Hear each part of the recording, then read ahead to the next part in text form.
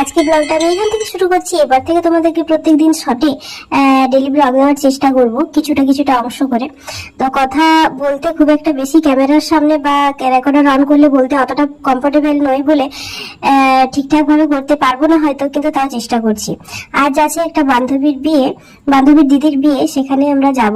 তার আগে তাদের পাশের বাড়িতে এখানে আমি একটু ঢুকেছিলাম। যাই হোক, ওদের সাথে কথাবার্তা বলে আমি যাচ্ছি ওদের বাড়ি। রাস্তাটা কি সুন্দর সাজিয়েছিল দেখলেন তো, দারুণ। আর এখানে ব্রাইড রেডি হয়ে বসে আছে। এই জায়গাটাও বেশ সুন্দর সাজানো গোছানো ছিল। চলুন, আমাদের তো দেখা করা কথা বলা হয়ে গেল, এবার একটু খাওয়া দাওয়ার দিকে যাই। এখানে নানা ধরনের স্টল ছিল, ফুচকা, পান, পকোড়া, দই বড়া আর চা, কফি। তো এখানে ব্রাইডের বোন মানে আমার বন্ধু শুভ্রা, ও ফুচকা খাচ্ছিল, আমাদেরকেও খেতে বলছিল। আমরা খাওয়া দাওয়া করলাম আর তারপরে চলছিল দিদি বোনের ফটোশুট। কি সুন্দর লাগছিল ওদের দুজনকে।